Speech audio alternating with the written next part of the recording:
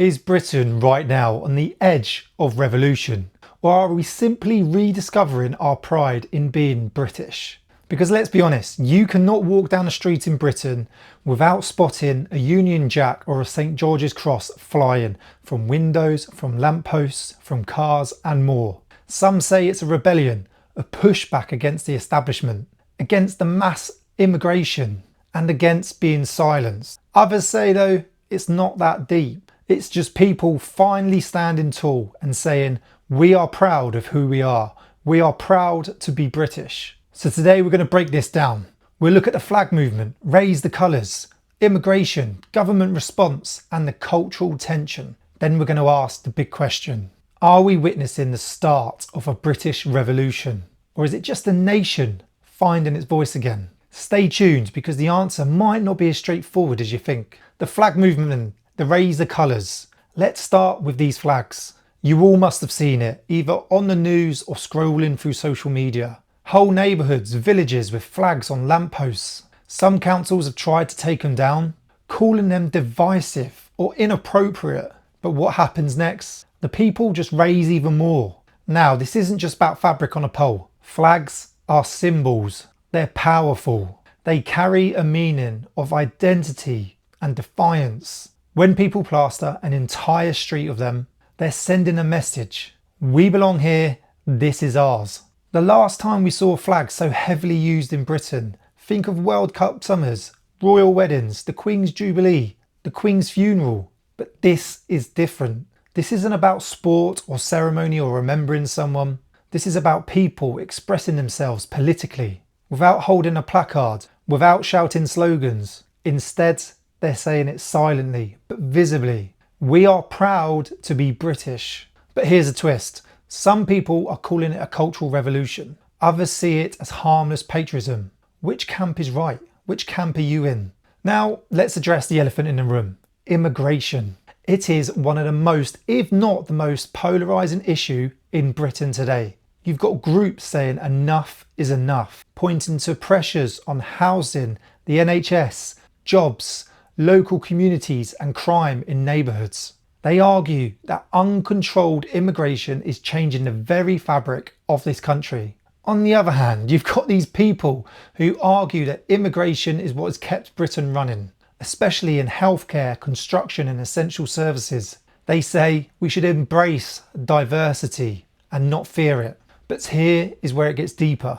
The British, by nature, we're very tolerant, we're patient people. We've been told for decades that we need to accept change, just to keep calm and carry on. We've seen our Union flags quietly taken down, St George's crosses replaced in town halls, and sometimes other flags hoisted in their place. And we are fed up with politicians making promise after promise, only to lie through their teeth and deliver nothing. But patience only stretches so far. People have finally had enough. And that is what makes this moment different. The message being sent now is simple. Raise your flags, embrace your culture, no problem. But don't replace ours. Don't push ours to the side. Raise yours with ours or not at all. That's the pushback.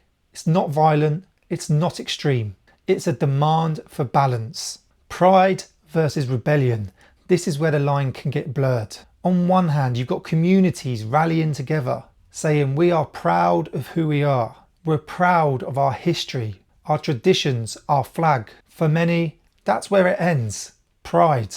On the other hand, there's an undercurrent, decades of lies, frustration with politicians, and the sense of being ignored has just built up. And when people feel ignored for long enough, pride can turn into rebellion. And let's not forget, most revolutions in history didn't start with a single battle. They started with symbols, with small acts of defiance, with people saying no more. Think of the English Civil War, think of the miners' strike, even Brexit. Each of those started as a movement of pride and identity, but they carried revolutionary undertones. So here's the hook. Are these flags protest and debates just Britain rediscovering its pride? Or are they sparks that could light a bigger fire? Now let's talk about the pushback. Councils threatening to remove our flags. Politicians calling for unity. accusing people of stirring division, media outlets labelling protest groups as extremists. The danger is the more the politicians and authorities clamp down, the more people will push back. The Streisand effect. You ban a flag, 10 more go up. You shut down a protest, 3 more will appear. That's how movements grow.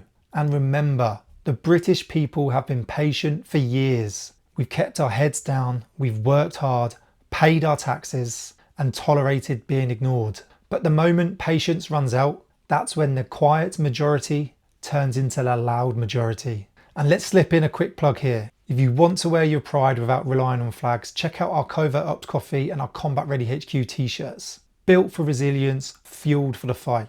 Links down below, you can support the channel. Remember, stay combat ready and never be beaten. Now let's get back into it. History gives us the best guide. The French Revolution didn't start overnight. It began with symbols, slogans and gatherings. The Arab Spring started with small protests and spread like wildfire. Britain, however, we've always been different. We've always had a way of releasing pressure without the pot exploding. Whether through elections, protests or satire, we vent. That doesn't mean though we are immune to revolutionary change, but it does mean our revolutions tend to look more like long-term cultural shifts than violent upsprings. So maybe what we're seeing isn't a revolution with barricades or pitchforks, but a revolution of thought, a shift in mindset, a population that is tired of being told what it can or can't feel proud of. So what's really happening in Britain? Are we going through a revolution? Most probably not. Not yet. Not in the classic sense, but we are seeing the stirrings of something powerful. This is what happens when tolerant, patient people say enough. When the Union flag, the St. George's Cross, is no longer hidden away or swapped out. When the message is clear. Raise your flags if you like, but do it alongside ours and not instead of ours. Maybe it's not rebellion, maybe it's not collapse. Maybe it's just a nation waking up, shaking off the dust and saying loud and clear, we are proud to be British. And pride isn't dangerous. Pride is unifying. Pride is strength. It's when pride is ignored, dismissed or attacked that it can turn into a rebellion. So to answer your question, Britain most probably isn't a revolution, not yet. But yes, we have got our pride back. Whether you fly your flag, you wear it, or just carry it in your heart. One thing's for sure, the British spirit, it's alive and well. What do you think? Are we seeing a cultural revolution or just good old-fashioned patriotism making a comeback? Drop your thoughts in the comments, hit a like if you're proud to be British, and don't forget to subscribe for more deep dives like this. Until next time, stay combat ready and never be beaten.